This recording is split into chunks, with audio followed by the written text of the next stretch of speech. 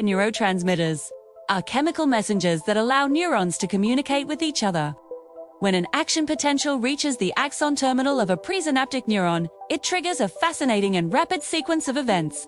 Think of an action potential as a wave of electricity, a tiny spark of information traveling down a long wire-like structure called an axon day. This is the nervous system's way of sending signals over long distances from your brain to your fingertips in a fraction of a second.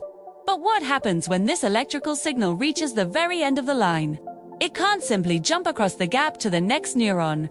It needs a bridge, and that's where neurotransmitters come into play. This whole process occurs at a specialized junction called a Imagine the very tip of the sending neuron, the presynaptic terminal, as a bustling train station. Lined up and ready to go are tiny sacs, or bubbles, called synaptic vesicles. Each of these vesicles is like a cargo container, packed full of thousands of neurotransmitter molecules.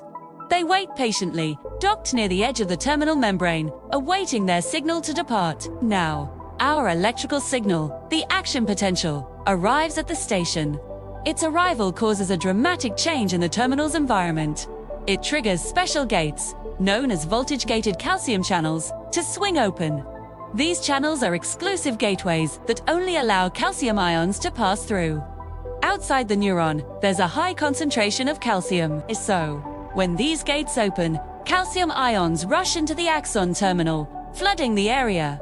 This influx of calcium is the crucial trigger. It's the all-aboard call for our cargo containers. The calcium ions interact with proteins on the surface of the synaptic vesicles, causing them to move towards the very edge of the neuron's membrane. In a beautiful, orchestrated process called exocytosis, the vesicle membrane fuses with the presynaptic terminal membrane, much like two soap bubbles merging into one. This fusion creates an opening, and all the neurotransmitter molecules stored inside are released into the tiny space between the two neurons. This space, which is incredibly smaller, about 20 nanometers wide, is called the synaptic cleft. Our chemical messengers have now been successfully dispatched. Having crossed the gap, the neurotransmitters now travel across the synaptic cleft to their destination, the postsynaptic neuron, or the receiving cell. The surface of this receiving neuron is studied with specialized proteins called receptors, SPI. Each receptor is like a lock, and each neurotransmitter is like a specific key. For example, a dopamine neurotransmitter will only fit into a dopamine receptor, and a serotonin molecule will only bind to a serotonin receptor. This lock-on key mechanism ensures that the message is delivered to the correct recipient and has the intended effect. When a neurotransmitter molecule binds to its corresponding receptor, it causes a change in the receptor's shape. This change opens up ion channels on the postsynaptic neuron's membrane. Depending on the type of neurotransmitter and receptor, this can have one of two effects. If the neurotransmitter is excitatory, it will open channels that allow positive ions, like sodium, to flow into the receiving neuron. This influx of positive charge makes the neuron more likely to fire its own action potential, effectively passing the message along. The signal is propagated. On the other hand, if the neurotransmitter is inhibitory, it will open channels that allow negative ions, like chloride, to enter the cell, or positive ions, like potassium, to leave. Debts makes the inside of the neuron more negative, moving it further away from the threshold needed to fire an action potential. This acts like a brake, preventing or dampening the signal. This balance between excitation and inhibition is fundamental to all brain function, allowing for complex processing and control. So, the signal has been received, and a new electrical event has been generated in the postsynaptic neuron. But what happens to the neurotransmitter molecules left in the synaptic cleft?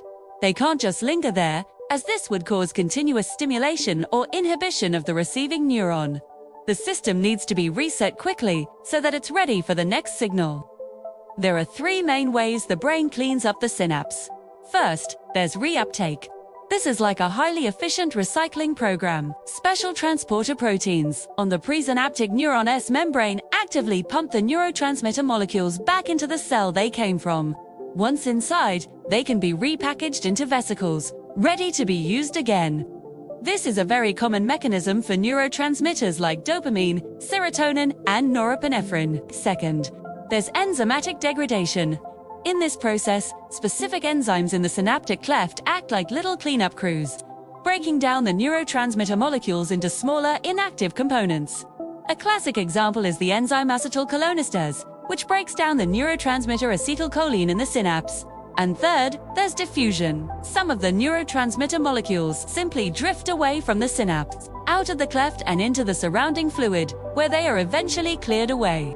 This entire sequence, from the arrival of the action potential to the clearing of the synaptic cleft, happens with breathtaking speed within a few milliseconds. It occurs trillions of times every second throughout your brain, underpinning every thought you have, every emotion you feel, and every action you take. This elegant dance of electrical signals and chemical messengers is the fundamental language of the nervous system, allowing for the incredible complexity of human consciousness and behavior. So, to recap the journey, an electrical signal travels down the sending neuron, T. This triggers the release of chemical messengers, the neurotransmitters, from tiny vesicles. These messengers cross a microscopic gap and bind to specific receptors on the receiving neuron. This binding opens ion channels, creating a new electrical signal in the receiving cell, either exciting it or inhibiting it.